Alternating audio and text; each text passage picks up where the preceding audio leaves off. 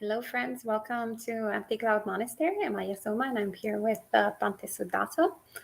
And this evening, there is monk chat, your opportunity to ask any question in relation to Buddha, Dhamma, and Sangha. And we'll try our best to answer it.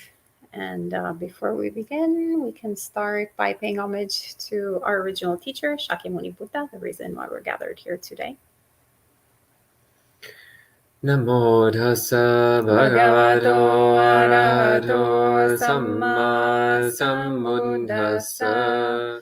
Namo tassa bhagavato arahato samma sambuddhassa. Namo tassa bhagavato arahato samma sambuddhassa. Buddham dhammang sangham namasami.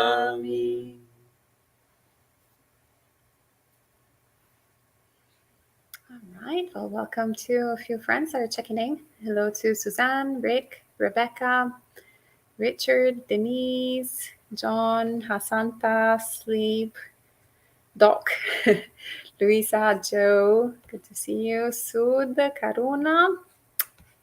Not too many people. Hello to Yankiapo, Mary, and Julie. And John has a question. Is there a limit to how much a layperson can restrain their pursuit of sense pleasures? Is a monastic environment and a strong mind necessary for high self-discipline in this regard? Okay, would you like to answer? And we also have a little friend, Teddy, joining us this evening. Though he's not so good at either asking or answering questions. So, John, let's see, is there a limit to how much a layperson can restrain their pursuit of sense pleasures? Well, the limit is on how much you're willing to, ultimately. So the question is, how much do you want to restrain your pursuit of sense pleasure? And that's how much you can restrain it. So a monastic environment is not strictly necessary, but it is helpful, which is why we have monasteries. Is a strong mind necessary? Absolutely. Yeah. You need to cultivate strength of mind, strength of will. But yeah, I mean, you can restrain your sensual desire as much as you want to.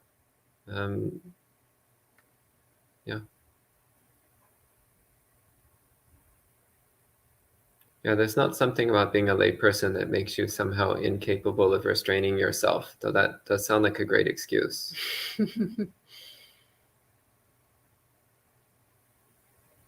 Okay, thank you, Bante. And Anonymous asks, what's the correct Pali word for aspiration? Panidi or abhinihara? And for ill will, is it dosa or vyapada? Well, there's a number of different Pali words which could be translated as aspiration. But the one which comes immediately to mind is, in fact, the word asa, which is the second part of my name, Sudaso. The second part is aso, which means aspiration, or hope, or wish. But the context here where you're setting it next to ill will seems to imply that you mean aspiration in the sense of desire or craving. In which case, I would not use paniti or abhinihara. I wouldn't use either of those words. Paniti doesn't exactly mean aspiration. It's more like the direction that you set yourself in. So it's more like your goal or your motivation to move towards your goal. And as for ill will, you mentioned dosa and vyapada. Yeah, both of those words could be translated ill will. Yeah, and you'll see them translated that way in various places. Also, patika is another related word which means aversion or resistance, and which is also in that same category. Excellent. Thank you, Bantim. And Sleep Dog asks, from Buddhist perspective, is there a value in crying in order to open the heart and thus feeling a higher degree of metta? I'm finding it very difficult to cry even when learning of sad things. I would say rather than an absolute, is there value to cry? And also, I wouldn't say necessarily from a Buddhist perspective, but in any perspective, I feel like from your question, you're already realizing that there is somewhat of a problem, right? So there is a difficulty in crying, and crying is a very like normal reaction. So we really need to understand, the first noble truth and the second noble truth. So there is dukkha. How does dukkha manifest? What's the cause of dukkha, right? So crying is precisely that. It's just part of the human experience. So we can't transcend this human experience if we don't know this human experience, if we don't actually allow ourselves to be humans. So sometimes we're very quick to get out of the dukkha, like end the dukkha, and try to, think that we're practicing the way out of the dukkha. But fundamentally, what we're trying to do is actually build more delusion, not look at the dukkha and pretend that just by not seeing it, not looking at it, then it will magically disappear. And so sometimes when we're experiencing strong emotions, especially if we have been socialized in, usually if someone is assigned male at birth, in many cultures, actually, it's a little bit frowned upon for for men, so to speak, to cry. So maybe one is socialized in that way, and then there's a tendency towards repressing certain emotions, and that is not actually transcending the emotions. That is, in fact, repressing the emotions. And so, yes, crying is really good. One should just really, get into it. There's a bit of a release, and then once one is comfortable with being okay with crying, then understand that there's a different way out of dukkha. So not indulging in crying, right? So if we're people that are already crying a lot and comfortable with crying, then maybe we shouldn't indulge in the crying and going like, life is so horrible, and beating our back and keeping on doing that. So we need to understand. So it's not like one straight answer, but rather it's see what's the practice that the heart needs to do, what kind of opening, and if that's what you need to do in this moment, that's great. I don't know if Bante, you have. That's good. Okay. And John says, do you think empathy for others is only generated by our own personal tragedy, as in our tragedy softens our heart? Or can it be intentionally cultivated as well? Can privilege and money block it? Whoa. It's intense. So to answer the first question, no, I do not think that empathy is only generated by personal tragedy. Because all of us have some amount of dukkha within us. All of us experience some amount of suffering to one degree or another. And we all wish to be free of that suffering. So then recognizing that inner suffering, recognizing that wish to be free of suffering within ourselves, then we can empathize with others. And differences in detail or severity are not actually relevant. So I would say even someone who has lived a relatively peaceful and charmed life can still cultivate sufficient compassion to empathize with people who have lived through incredible misery and tragedy.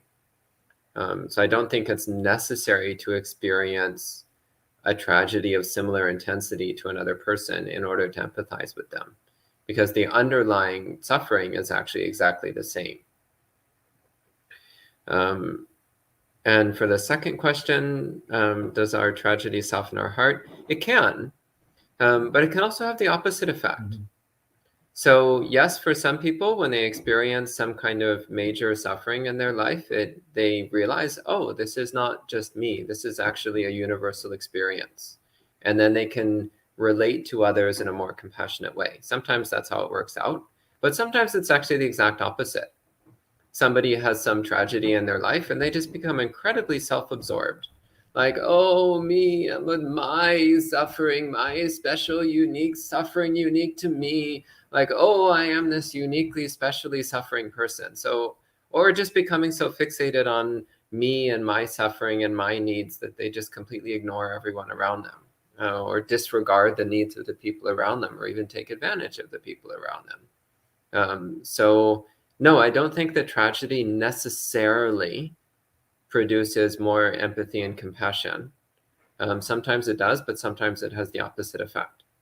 Rather, the cultivation of empathy and compassion is in fact something that needs to be done deliberately.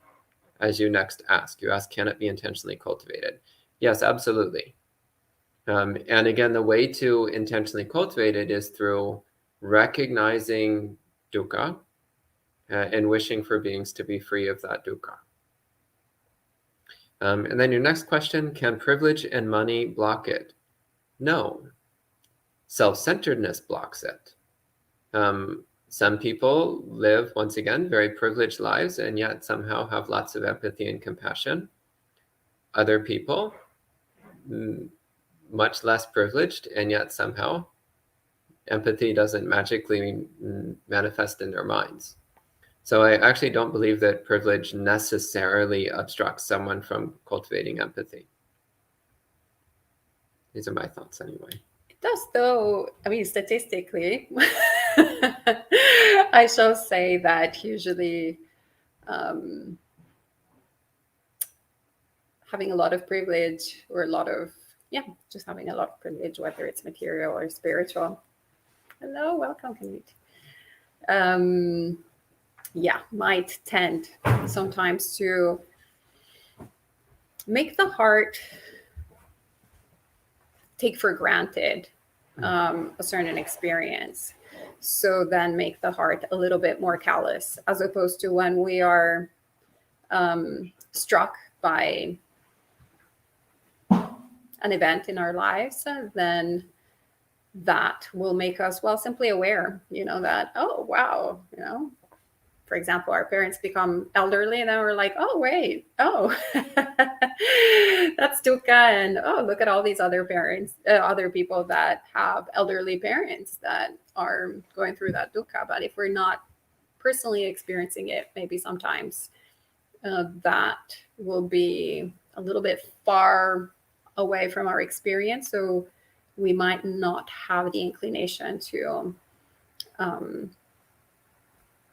do the sort of intentional work of opening the heart. Or maybe, if we have a different body from a body that is the subject of usually, I don't know, maybe institutionalized depression, then maybe it won't be at the forefront, that type of experience. So I would say that it's not that privilege can block it, but rather it can make us more complacent with our experience. And so the work of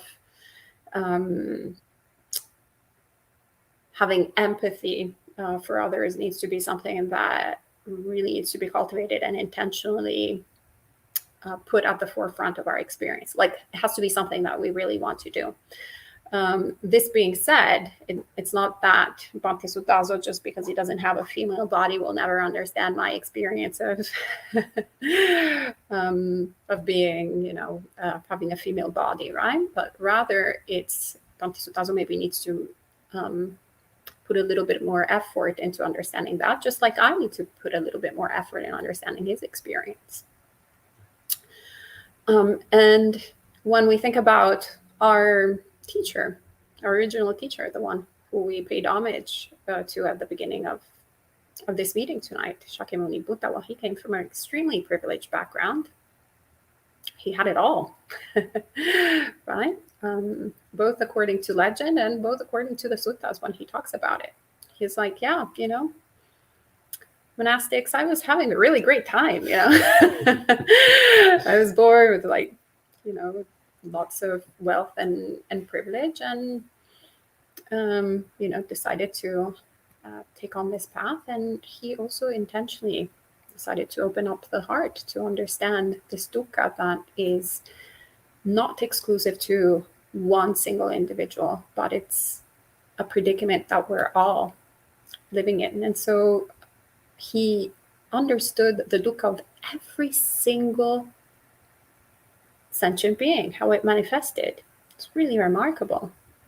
And one of my favorite words in Pali that is normally translated as compassion is anukampa, which literally means trembling together. So that's what we really want to do. Like, Bante, or oh friend, like, yeah, that's dukkha. I'm also experiencing dukkha. We're trembling together here in samsara. And so then it becomes less about the specifics, less about privilege and unprivileged and this and that, but rather becomes, well, yeah, I can understand you, or at least I can try. Can open up the heart a little bit. And then we can cry, getting back to the other question. Can cry together. We should do a crying circle. Let it all out. Better out than in. And Richard says, boogeyman tales. I don't know what that means.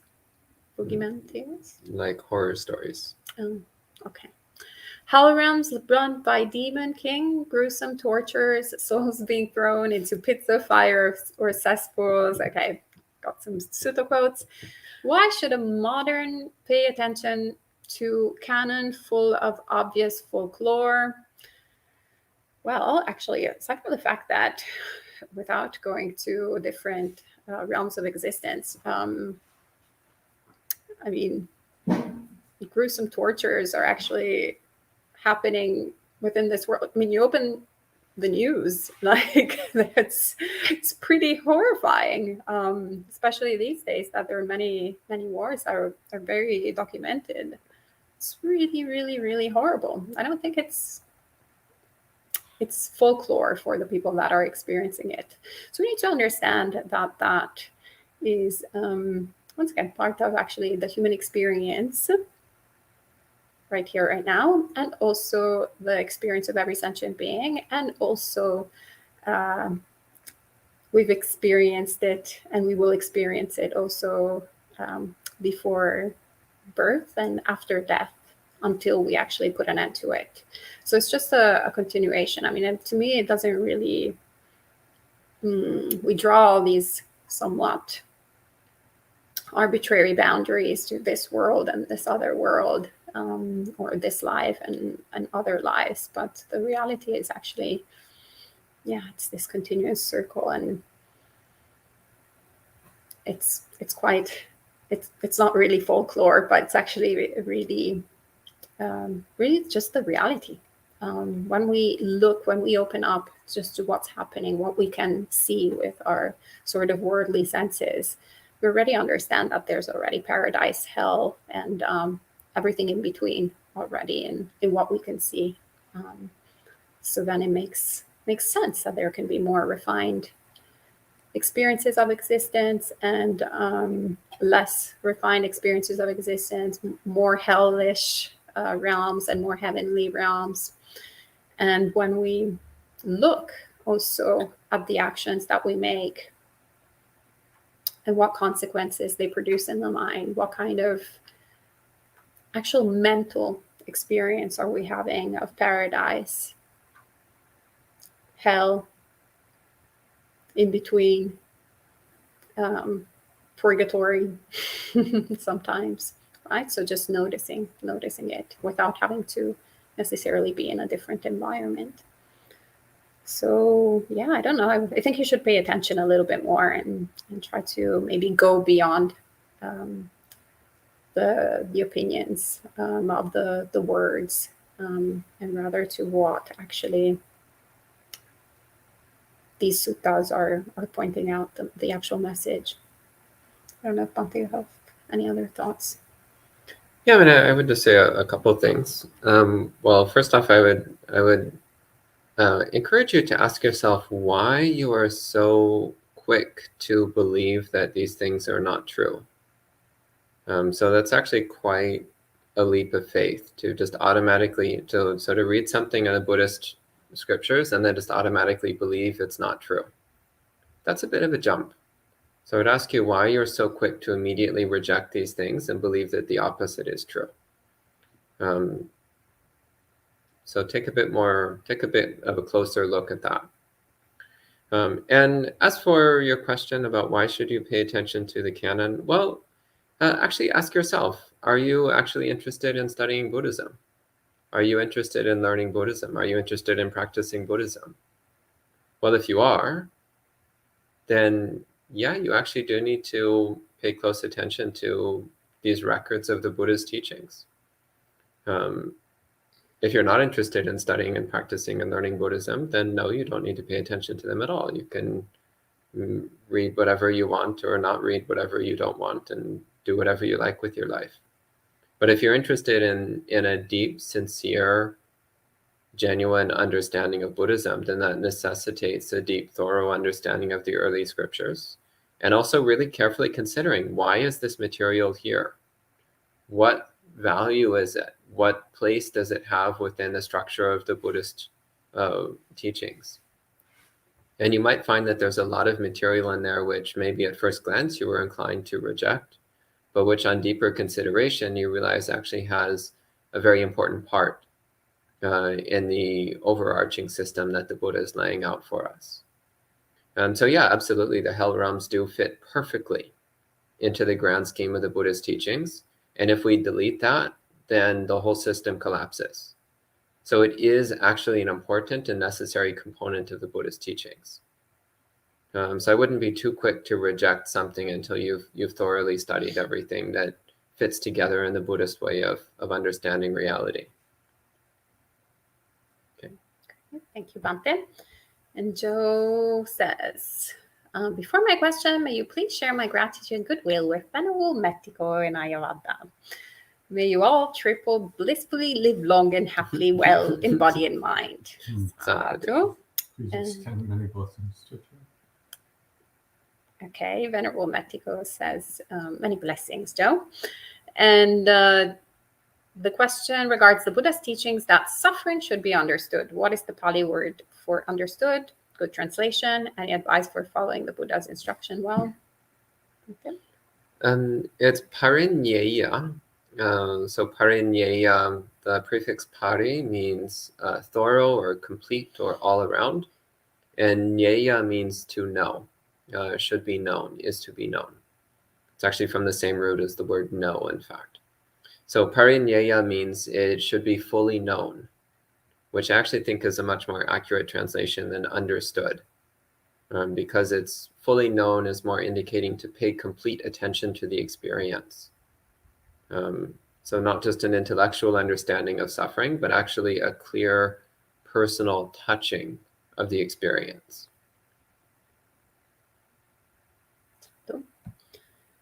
And Amaranta says, how can you help people to let go of things if they're not Buddhists? Very simple, by leading by example. Actually, that's the most inspiring thing that one can do as a Buddhist practitioner. No need to start telling people Buddha saves. Here is this, like knock at the door, trying to proselytize or give unrequested, unsolicited books and stuff like that. But rather, just really genuinely start practicing the teachings and start letting go first. And then people will go like, there's something, what is Amaranta doing? I want to have what she's having. That's how it normally goes. And Denise says, I was taught God was truth. Lying was denying God. God's not part of the picture anymore. reading about right speech, I'm equating lying to denying nature, things as they are. Am I conflating things? No, I'm actually, yeah. I mean, the Dhamma is the truth.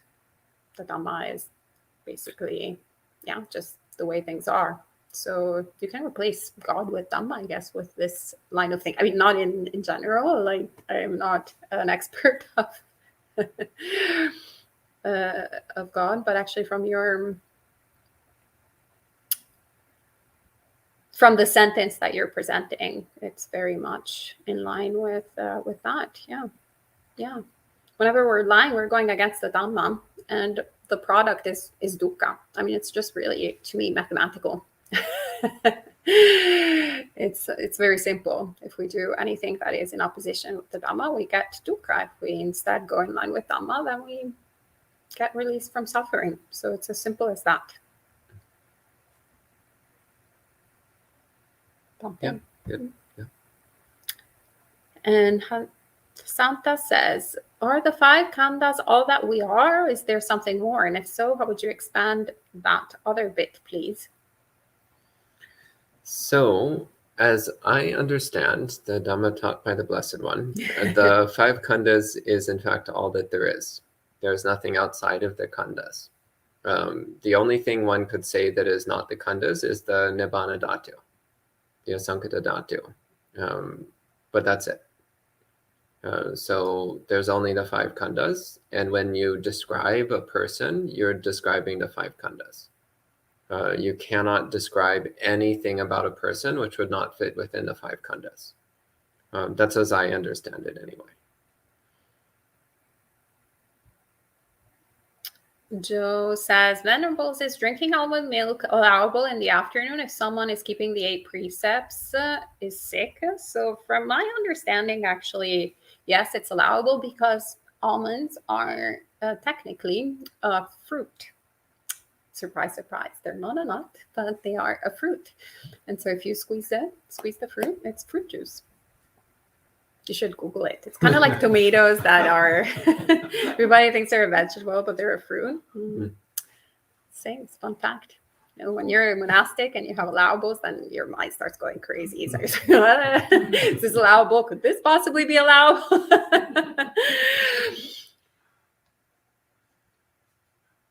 And Tanjin says, address the horrible things that monks do. One monk even sexually assaulted me 6 times when I was a novice, 11-year-old, but my parent didn't even believe that a monk could do this. Wow, I'm really sorry to hear that, Tanjin. Bhante, would you like to say something about it? Well, first off, just acknowledging that, of course, it's extremely wrong to sexually assault anyone, especially a child.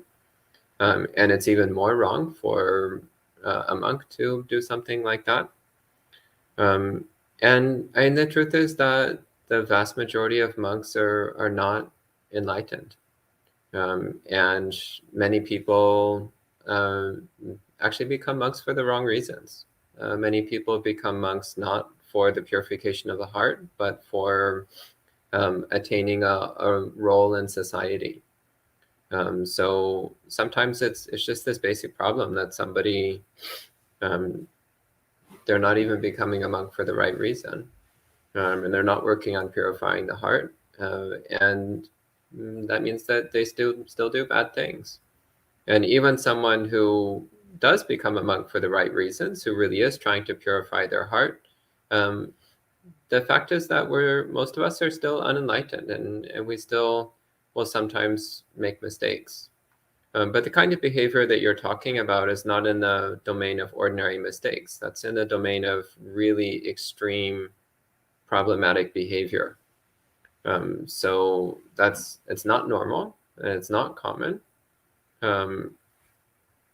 And someone like that probably should not have become a monk in the first place.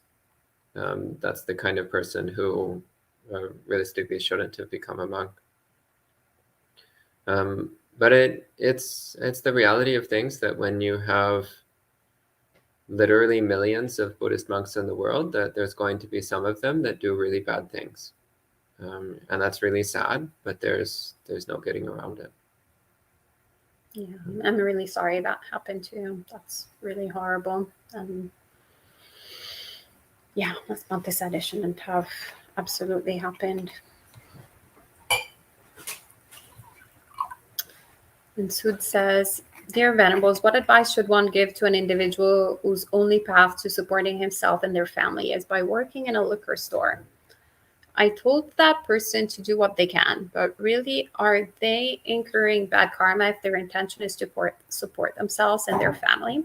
Since it's not them selling the liquor, it's just the store owner and they're just working there. Well, if they're not selling the liquor, then technically, it's the selling of the liquor that is the actual bad karma. Of course, one would try to avoid as much as possible getting even close to that domain. But at the same time, one needs to acknowledge that life is complicated. So we try our best with the circumstances that we have. And what is very important is to be really always honest with ourselves and understand that sometimes we'll do mixed karma, even if at a certain point the person has to sell liquor and that's the only thing that they think in that moment they can do. Well, if the intention is not to intoxicate the people, not to extort the people, not to necessarily sell the liquor, but it is to support their family and support themselves and their family, right? So that is the biggest need. And then they can understand that they're making mixed karma. So the karma of actually supporting themselves and their family is really good karma. That's very thoughtful and very sweet. Selling liquor, selling alcohol to others, not great karma, a little bit on the bad side. So it's mixed. So one will reap the consequences of both karmas.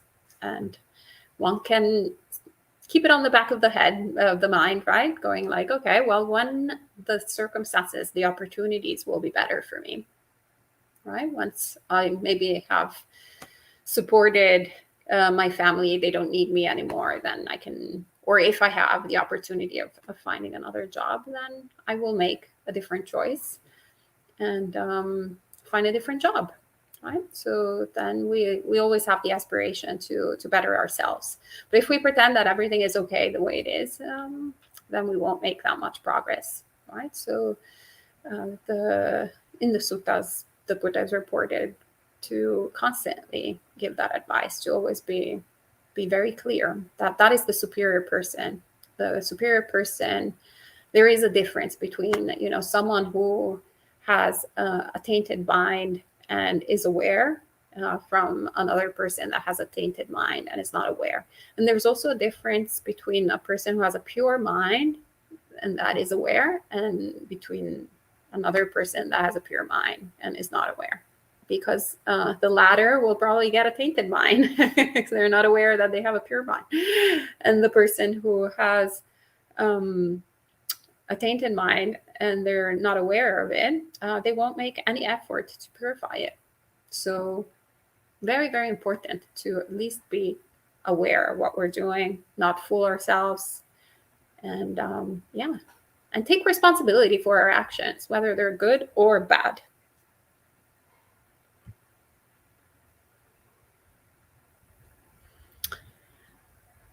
And John says, how should we understand the term pachaya in the 12 Nidanas? Would it be causes or conditions? If it's conditions, are we talking about one among many? How does avijja lead to Sankara? Wow, it's got like a whole series of Dhamma talks right there. Yeah, I could probably talk for about an hour on each one of these questions. Do you want to try and give some little pill? I'm trying to think if there's a way to give a brief, concise answer to this. You may recall many years ago, you asked me to give a talk on Paticca Samuppada, and I said I wouldn't do it unless I had at least 3 hours. Well, on our channel, actually, you can find plenty of talks on Paticca Samuppada and from many different monastics. And so you can have lots of hours going through all the different points of views or ways of talking about what you're asking. Okay. And Sud says, I was thinking about the hunter's wife who took care of his bow, arrows, and meat he brought in without ever having an intention of killing. And she was a stream enterer from the suttas. I wanted to know your thoughts. Well, that story is not actually from the suttas. It's from one of the apocryphal texts. So whether the story is true or not is quite doubtful. It's a nice story, though. And the way I understand that story is that the point is that the hunter's wife is just helping her husband with the various auxiliary tasks and chores. But her intention was not to kill animals. Her intention was just to help her husband with the side tasks that he had to deal with. So again, the intention there was about helping her husband rather than about killing animals. But I would still say that even in that case, she's still incurring a little bit of bad karma because she must have been clearly aware as she was sharpening the arrowheads that arrowheads are sharp so that they can kill things. She must have been clearly aware that she was directly supporting the killing of sentient beings. So I would say there's still a bit of bad karma involved in that, even though one is not personally killing the sentient beings. One knows that one is doing something which is directly facilitating the killing of sentient beings. It's kind of like if your job is to sell guns to the military, well, you could make the justification of like, well, I'm not personally killing people, but let's be realistic. You know exactly what's happening with those guns. So yeah, let's be realistic here. If you're making arrows for a hunter, you know exactly what those arrows are going to be doing. So yes, it's not as bad karma as killing the animals yourself, but you're not completely in the clear.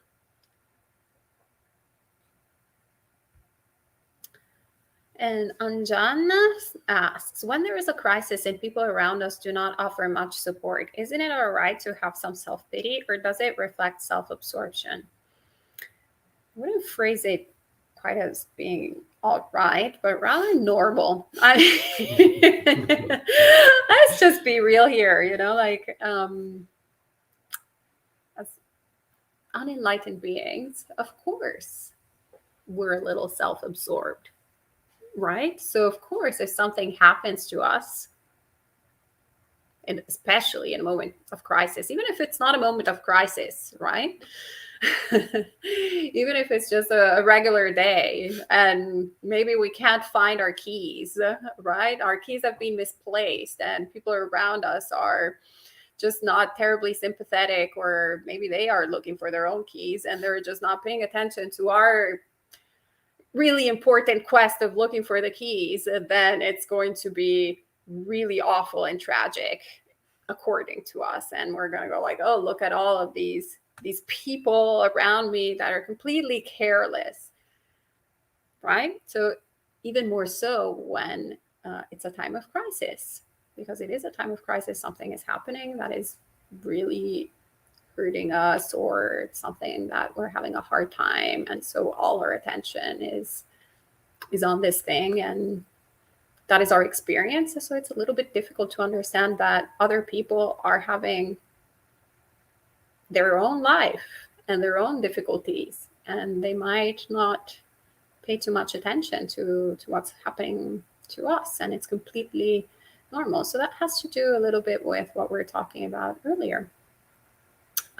Empathy, anukampa, compassion, trembling together, understanding that also we are not constantly following every single person's difficulty. We're also not completely aware of every single person's crisis moment or lack of crisis moment, right? So what we want to do is just understand that that's the way things are, and also understand that, yeah, it can be difficult to feel a little bit without support sometimes. Yeah.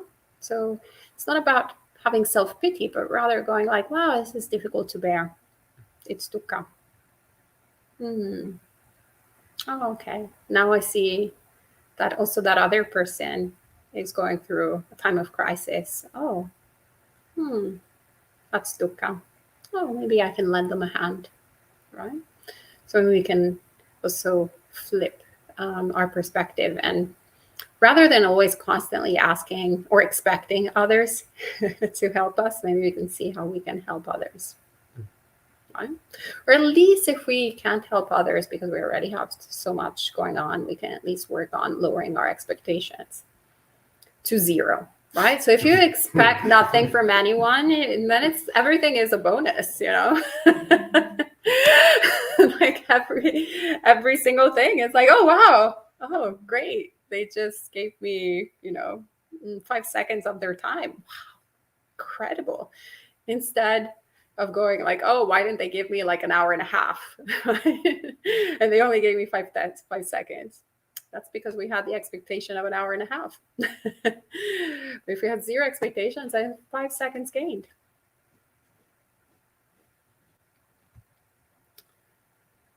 And Rick says, the past 1.5 years, I have been offering special care to my 14-year-old Great Pyrenees Yeah. Thunder, who is ill, in pain, and can barely walk. Oh, can you offer guidance on how to apply the practice towards compassionate care of a dear friend near the end of his life? Okay. Yeah, well, first off, sadhu for your compassionate care for your friend. I actually think it's really beautiful that you are taking care of your friend and allowing your friend to live out their natural life in the company of his best friend, namely you. So I think it's really, really wonderful that you are taking care of your friend Thunder until they pass away. Yeah, just be there for him. Be with him. Do metta for him. Cultivate a heart of kindness and compassion. And actually just being in his presence with an attitude of gentleness and friendliness, he'll feel that and he'll appreciate that. And everything else you do will flow naturally from that. But that's the most important thing, is just to be in his presence with a gentle, caring attention. That's what he'll feel. That's what he'll really appreciate. Yeah, and Denise, yes, thank you for clarifying. Yeah, the monk's behavior that we were talking about earlier is criminal. Yeah, absolutely. Thank you for pointing that out. Very horrible conduct. And Tamnik says, can you give some guidance on meditation? I was told to concentrate on one point, but also to have open awareness, but open awareness led to me to be distracted. Please advise. Would you like to? Actually, concentrating on one point and open awareness are not mutually exclusive. You can concentrate on one point while still being aware of the broader context within which that one point occurs. It's kind of like if you think of a circle with a dot in the middle, you can stare at the dot in the middle while still being aware of the rest of the circle, but without moving your attention from the dot. So in the same way, for example, you could focus on one part of your body while still being aware of the rest of the body. So in this way, you can actually do both at the same time, which you might find more useful. Great, thank you. And Joe asks, are using singing bowls considered playing music if it's just a single tone like chanting? Watch the video called Frequency Bath that brings attention to varied areas of the body. I have no idea what you're talking about in terms of the frequency bath, but I would say that using singing bowls is not considered playing music. I mean, singing bowls as in like the bowls that we use in the meditation. Like, yeah. I usually just call them bells. Yeah, bells. Yeah, that's completely fine. And well, it depends on what you're doing with them. If you get like a dozen of them with different tones and you start like doing remixes of rock songs, then that would in fact be playing music. There was actually a video someone sent me several years ago of Japanese priest who had done exactly that. Like he had taken the different temple bells and temple instruments, and he was like doing a remix of heavy metal songs. I was horrified. Okay, well, that's a little bit of an extreme thing. But actually, what comes to mind is when I went to Dharma Monastery, actually, the abbot there has lots of different bells, singing bowls, I don't know, gongs. Yeah. And he actually guided us in this meditation, which was a sound meditation, where he was, ringing each bell separately. And it was really excellent. Excellent way of doing mindfulness of sound. I really loved it. It was great. So yeah, I guess as Bhante says, it really depends how you're using them, what you're doing with them. Rick says, what are skillful means when pain and illness become almost more than we can bear? Well, bear to the extent that you can. And when you can't, well, just acknowledge that everyone has their limits. And so every now and then it's going to be beyond what you can bear. And you're going to do whatever you do when you experience pain beyond what you can bear. And that's to be expected. Don't expect perfection from yourself. We need to be realistic with our limits, with our strengths and weaknesses. And until we attain full awakening, which is, for most of us, a long way off in the future, until we attain full awakening, we're still going to have limits and weaknesses. So don't expect more from yourself than what's actually realistic. That's what I would say anyway. Thank you. And Amaranta says, Venables, I have the same problem. Then soon I think about Angulimala. How he could get enlightenment if he murdered so many people. Does it have to do with his previous lives? Well, I mean, Angulimala in particular was very lucky because he actually met the Buddha. And so the Buddha just is the most excellent of teachers. So he managed to give the most perfect teaching to Angulimala. And Angulimala was able to receive that teaching and make the best of that teaching and actually attain arhatship.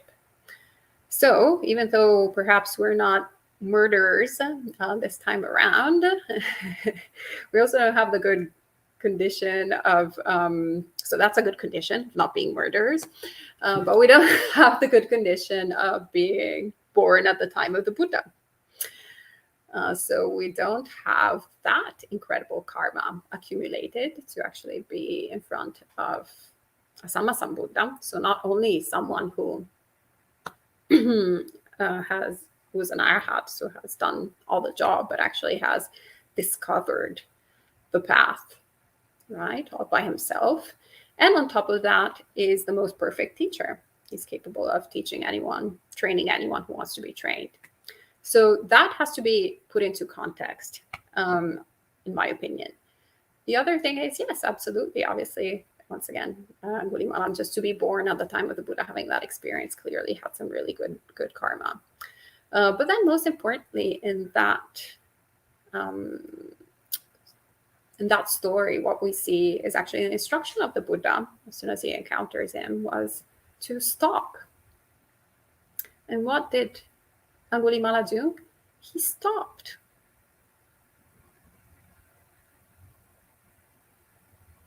Isn't that remarkable? So actually, that's what we should really think about. How can I stop doing what I'm doing that is unskillful, right? And so that's the power also of these teachings, is that it's not that whatever we're done in the past, we're doomed, but rather whatever we've done in the past definitely creates some obstructions, but they're not unsurmountable. Like, we can actually stop and we can do something that is instead in accordance with Dhamma, something that will lead us towards the end of dukkha. with the understanding also that we will reap the consequences of what has been done in the past. But we'll also understand, just like what happened with Angulimala. I mean, even if he attained awakening, people hadn't forgotten that he had killed all those people. So they actually mistreated him. But he understood, like there was no dukkha. There was no suffering. It's like, okay, yeah, that's just, that's the consequences of doing bad actions in the past. So if we can manage to, learn a little bit from that and, and stop. I think that's actually a very inspiring story. Mm.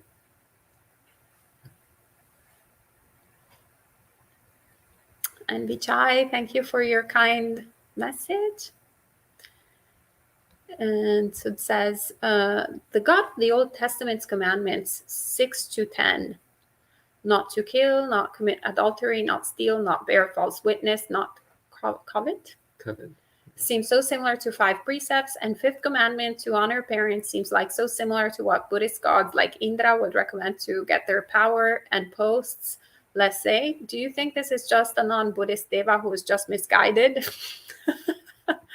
But I guess it still follows virtue. Hence, I guess he probably got his post this way by practicing virtue. Bhante? I think that there are many wholesome things to be found in the Bible, and we can appreciate those wholesome things. I think there are also many things in the Bible which resemble closely certain Buddhist teachings, and we can also appreciate those similarities.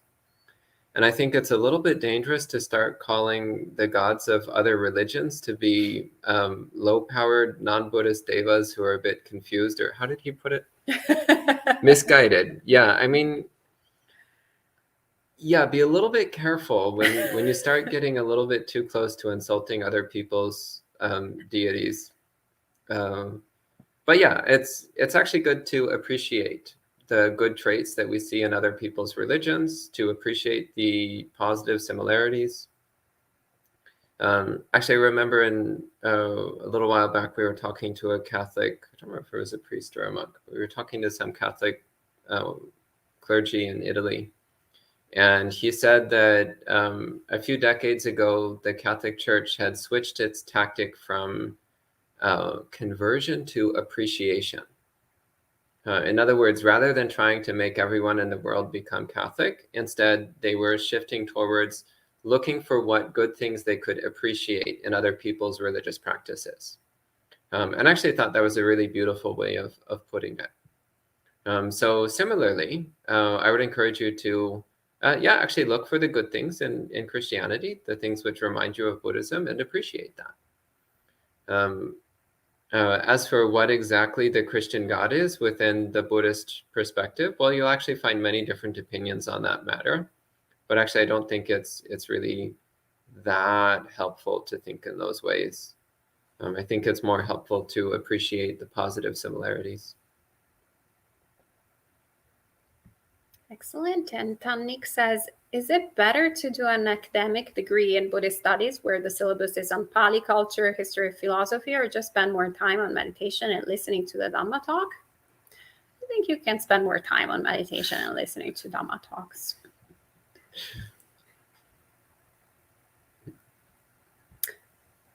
Which I also says, if the world understands mindfulness, then maybe no war fighting. Yeah, exactly. Yeah.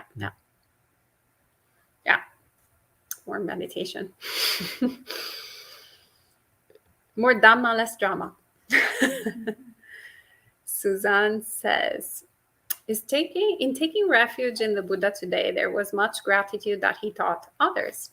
Historically, what did he and monastics eat to stay alive living in the forest? And what else could you share about how you take refuge in the Buddha? Okay. Well, the Buddha and his fellow monks would go alms round in the village. So the practice was always to live within walking distance of a village. And every day in the morning, they would walk in with their alms bowls and if people wanted to give them food, then they would have something to eat that day. And so actually to this day, this practice is still done by many Buddhist monks. And it's actually really beautiful how even in non-Buddhist cultures, non-Buddhist countries, you'll find lots of non-Buddhist people who are just delighted by the opportunity to give food to mendicant monks. Yeah, so they would eat whatever people gave them, just as we do. When we do the practice of alms round, then we eat whatever people give us. As for how I take refuge in the Buddha, well, actually, the taking refuge in Buddha ultimately means the deep respect and appreciation for the qualities of the Buddha, which also includes the intention to understand and embody those qualities, which includes things like studying the suttas, practicing meditation, following precepts, practicing kindness and generosity and friendliness, and so on. So all of that together is included in taking refuge in the Buddha. So taking refuge in the Buddha by default includes refuge in Dhamma and Sangha. It includes a commitment to studying and learning the Dhamma, to practicing the Dhamma, to following the precepts, to training the mind, and so on. That's all encompassed within a refuge in the Buddha. Excellent, thank you. And Naknoi, that's great, thank you. Hope to come this summer to visit our temple. You're very welcome, we look forward to it. And Uday says, how do you interpret the event of the suicide of the monk Channa in the case of extreme pain that we find in the suttas? He mentions that he's doing it blamelessly and that he's already enlightened. Well, that's one of the controversial points of Buddhism. So I'll pass it on to Bhante Sudato. Yeah, as I said, this is a controversial point, and you will encounter many different theories as to what is going on in that sutta and why the events unfold the way they unfolded. One interesting theory is that Channa was in fact not enlightened, that Channa had overestimated his own spiritual attainments. And that was why he decided to commit suicide, was actually that he thought he was farther along the path than he actually was. So that's one theory. And that's actually one of the theories which makes the most sense to me. There are other theories, but that's the one that to me always made the most sense. But if you look online, you'll find endless strings of theories about this.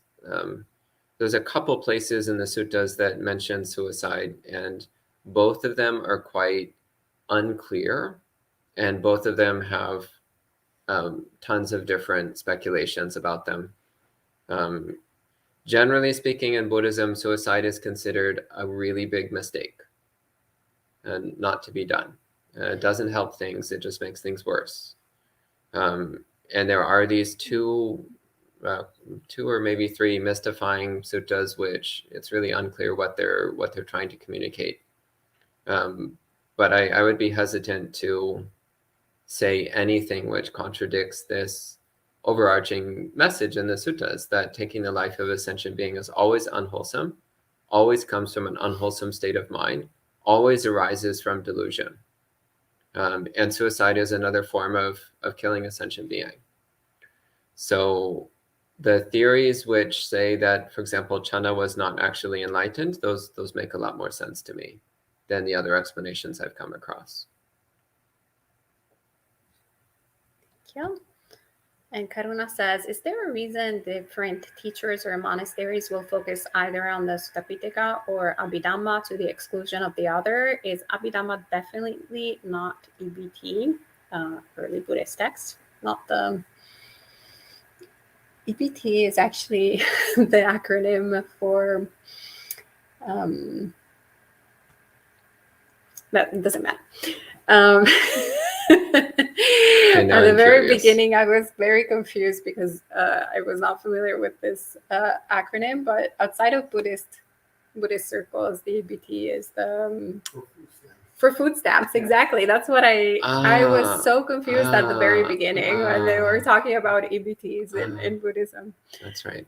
So for anyone who was like me in my previous life, this life, EBT stands for early Buddhist texts.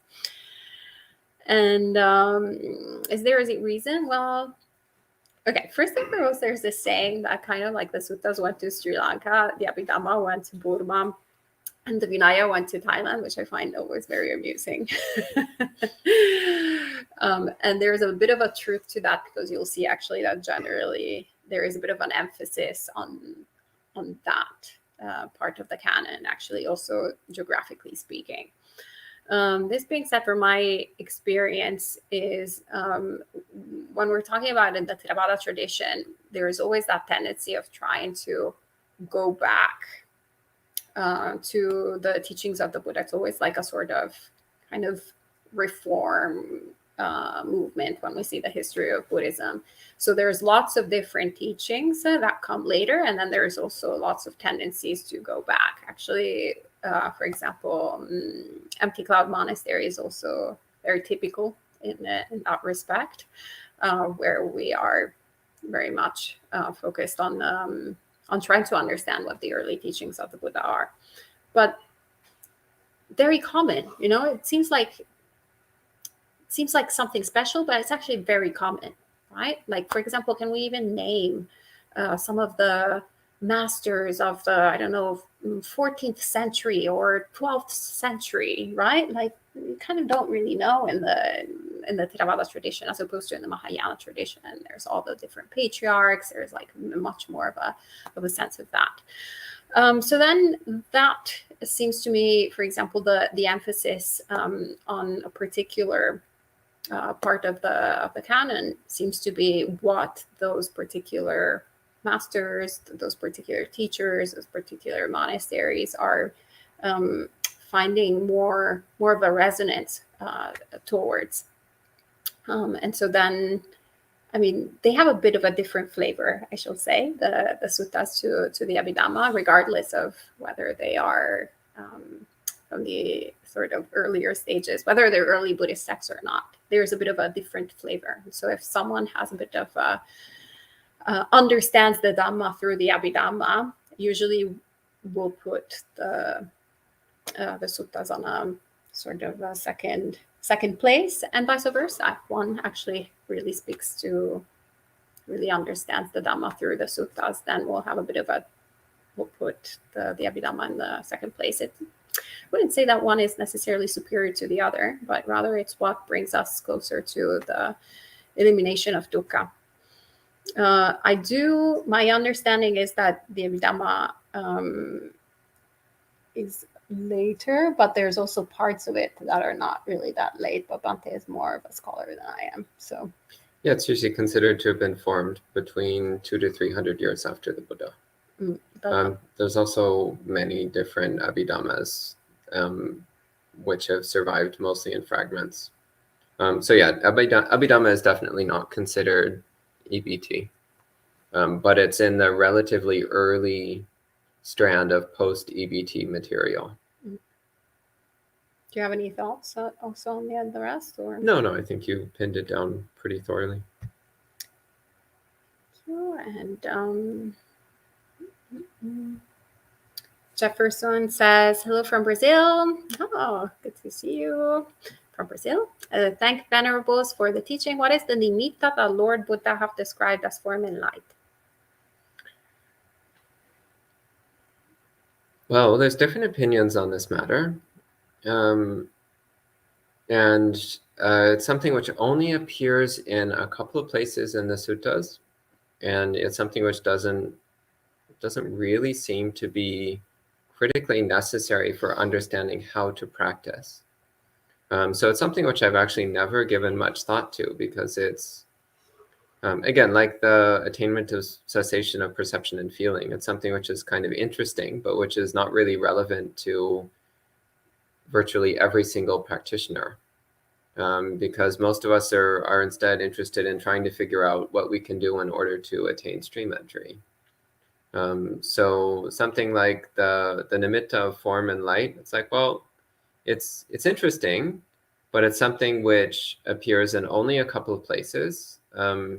Doesn't seem to be a critical component of the path to awakening, doesn't seem to be of much use or relevance to virtually everyone. So I've just never really seen much point in digging into it. That said, there are, of course, reams of scholastic speculation around the matter. So if you look online, you can find articles about different people's opinions on what it means. But again, it's something which only appears in a tiny number of places and which doesn't seem to have much significance to the overall Dhamma teachings of the Buddha. And Rick says, what are skillful ways to let go of the conceit of not feeling good enough, no matter how much or how well we do? This mindset is a result of complex trauma. I'm going to butcher this Thai saying. Actually, I'm going to probably create a new saying altogether. But the sense of it that that really stuck with me was something along the lines: if you always want to be a loser, then you'll always be a winner. Like you got it all the other way around. And we're always trying to be, good, if not the best, at least good. But actually, if you're kind of like, okay, I'm going to suck, then you're always winning. You're always good enough. It's a little bit tied with what we were saying earlier with low expectations. Well, low expectations, or no expectations rather, also with ourselves, when we are in that situation of constantly feeling not good enough or not capable of doing something, then we can just relax a little bit and go, okay, yeah, well, I'm just gonna suck. I'm just whatever, really bad at speaking English. I'm really bad at speaking in public. I'm really bad at answering questions on monk chat. I'm going to mess this all up. It's just the way it is. It's fine. It's okay. And when you actually kind of let go from this wanting to be good at answering questions on monk chat, good at doing whatever type of thing, then there's a relinquishment of the dukkha. There's a bit of a relaxing. And we can remove ourselves from the picture and we just do what is needed rather than what we want, rather than what people around us, what we think that people around us want, right? So, yeah, that's more what comes to mind. And Ascetic Way says, can we argue from the suttas against parents who spank their children? So setting aside your question, there's a gigantic problem in the way you're approaching the suttas here, in that you've already decided what you want the suttas to say, and now you're trying to find some way to twist the suttas to try to fit what you've already decided. This is completely backwards. So it's kind of like you go to court and the judge says, oh, I've already decided you're guilty.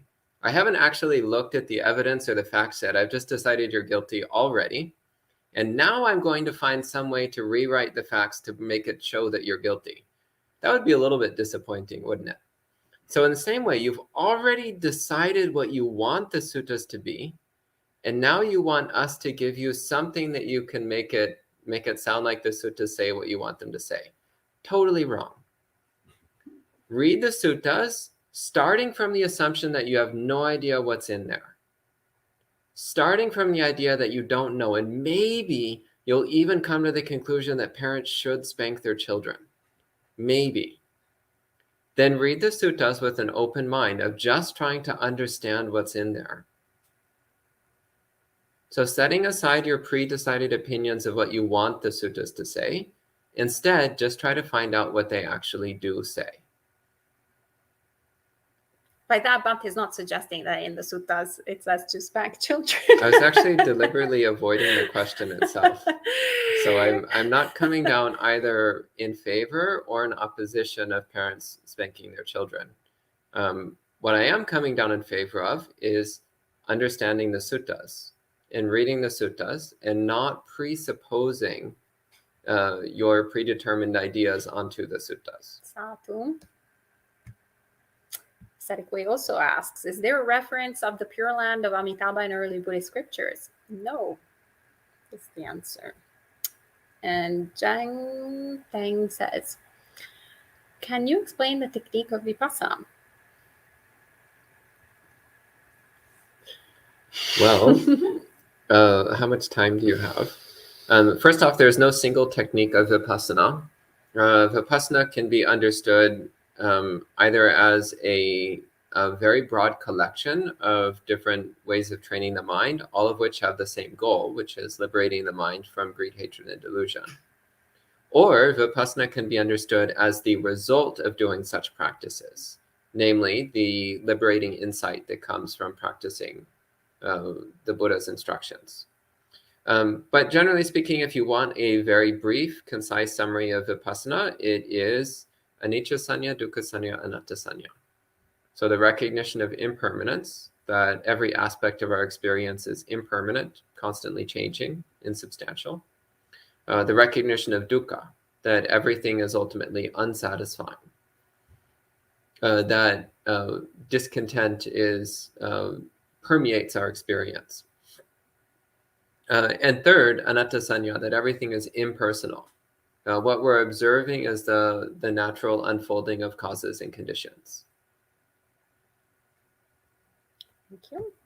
And Uday says, can an arahant get tired or feel sleepy, for example, after some physically demanding task, if we restrict specifically to the EBTs that are not the food stamps, but early Buddhist texts? Yes. As a matter of fact, the Buddha actually takes naps from time to time. So also the Buddha had a body that needed some rest every now and then. Now there's a big difference between resting and just being lazy and oversleeping and creating the conditions for sloth and torpor. There's a huge difference. Joe says, about the monastic rules regarding eating, is it a rule to eat with appreciation? If so, do monastics also recollect the foulness of food simultaneously Or in sequence? How to train with eating? So there's actually many different Vinaya rules around food, and going into describing them now would be a lot. So I think it's, and also most of it's not really relevant if you aren't a monk. You don't really need to know all the rules around food. What we find in the suttas is more general guidelines. So appreciation, yes, appreciation for the people who gave you that food in particular. So the practice of gratitude towards the donors is actually part of what the Buddha recommended. It's not a rule, but rather it's a Dhamma practice. I would never use the term foulness of food. I don't think that's an accurate translation of anything in the suttas. But there are practices which are meant for people who have a extremely greedy relationship with food. There are practices that are designed to counter that excessive greed towards food. So what we're trying to do is to cultivate a healthy relationship with food, where we recognize that the purpose of food is to sustain the health of the body, to not cause damage to the body, to support our spiritual practice, to keep the body going so that we can continue to practice the Buddha's teachings. And this actually is what we do recollect every day. So there's a short chant, which in the Theravada tradition, monks will commonly recite before eating, which is exactly this reflection, that we eat food not for fun or for pleasure or for beauty, but just to keep the body alive and healthy, and so that we can continue to practice the Buddha's teachings. Thank you. John says, what is the Buddhist understanding of trauma? That we've been traumatized without discoverable beginning, I would say. That's more the understanding, right? Like we've literally lived countless lifetimes. You can't, there's no, starting point. So clearly it's just too much, right? So better stop, better end this endless cycle. Otherwise, we'll just keep on being more and more traumatized. That's my understanding, anyway. Sadhu. Jefferson says, when I meditate for some time, more than 3 hours, I feel warm, not in a good way. When I do metta too, any advice? I mean, it's just the nature of body and mind that it will produce interesting sensations. So be aware of those sensations. Pay attention to them with a non-reactive mind. So if that's how the body feels, if the body feels warm, well, then be aware that the body feels warm. Don't make a problem out of it.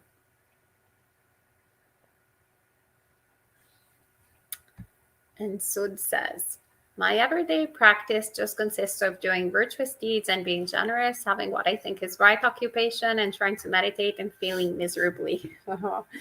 How should a beginner like me progress? What advice do you think a beginner like me would benefit? Any advice would greatly be appreciated. I think your practice is fantastic.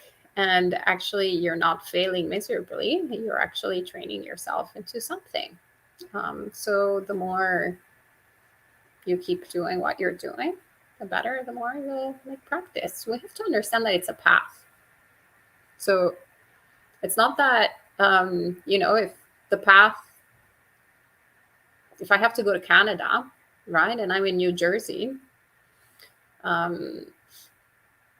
it's not that like if I arrive to the border of New York, I have failed in my quest towards going to Canada. It's just I haven't arrived to Canada yet, but I'm closer and closer. I'm going in the right direction, right? So it's failing is not the correct terminology. It's rather I'm on the way there, on the path. So I would recommend really looking at that and also learning from the mistakes, learning from what are our perceived failures. So being open to look at, what went wrong there? Okay, what can I do better next time? Because there will actually be lots of backsliding, right? So we'll move forward and then we'll get a little bit distracted, or bad habits will, underlying tendencies will come up and surprise us. And we need to always be vigilant, always be present. And when we make mistakes, acknowledge that they're mistakes and get ourselves back into the path. So I think everything you're doing is pretty great. It's wonderful. Also recollect that. I mean, since you're doing so many great things, you can spend so much time. And that meditation, you can't fail. They're like, oh, what are all the great things that I've been doing? Spend days, the whole, your entire lifetime then. Just recollecting your sila, recollecting, Chanas Suicide, all the great deeds that you've done. So wonderful. Ivan says, in Christianity, there is what's called the liturgical year. Tonight is the Christian long chat. We're learning a lot of things. A way of splitting up the Christian teachings throughout the year, concentrating on certain themes as the year progresses. I did not know. Is there an equivalent yearly schedule for the scriptures, for the Pali Canon? I mean, different Buddhist countries have different ways of dividing up the year and various holidays and such, but I don't think anything quite as neatly organized as in the Christian system. But Evan, you might start by looking at seeing what's already done, especially Sri Lanka, as I recall, they have it nicely divided up. Every full moon has a certain significance, certain contemplation. In Thailand, there's something similar, but I think a bit less detailed. Burma, I don't know. I would look at what's already there. And if you don't like what's already there, well, then you might actually think about creating your own personal Buddhist liturgical year for yourself to follow. And maybe share it with other people if you think it's a good system. And maybe in 100 years, it will become standard. Who knows? Karuna says, if we're predisposed being very indulgent with sloth and torpor, how would you suggest cultivating letting it go? One thing I'm working on is reflecting on drawbacks and disgust with indulgent sluggishness. Was that ever a problem for you? No. Okay. It was a big problem for me for many years. Yeah, at some point you just get over it. And just to be completely realistic here, basically just keep developing every other aspect of the path, and eventually you'll just start to appreciate having a sharp, alert, clear mind, and naturally you just won't be so interested in dullness and sluggishness and laziness. It just won't be very appealing anymore. So just keep cultivating every other aspect of your path. I also recommend spending time in monasteries. That makes a huge difference. So where you're following a schedule that helps to keep you from getting too lazy. So having a schedule makes a huge difference. You could also try making a schedule for yourself, but it's much easier if you're doing it like in a formal setting with other people. Yeah, for the most part, just keep practicing what you can practice, appreciating how the mind feels when it's sharp and clear and alert. And gradually over time, the problem of torpor will fade. At least that's been my experience.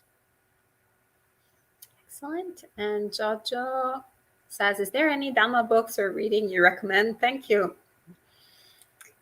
Well, the suttas as usual, the Pali Canon. But actually, what I highly recommend is for you to go on suttacentral.net and actually read the translations from Bhaktisujato with the Pali text next to it. It's really beautiful, really well done, really great. So you can also get a flavor of the Pali words, which is really beautiful. And yeah, he's done an amazing job. So sadhu to Bhaktisujato. And Mary says, I like the sutta of the stuck monkey this week. I feel stuck lately due to illness and just want to become unstuck. Thanks for the blessing. Oh, sadhu. I hope you're going to get better soon, Mary, and we hope to see you very soon. All right, so that was the end of our monk chat questions for this evening. So we can end with 3 sadhus. Sadhu.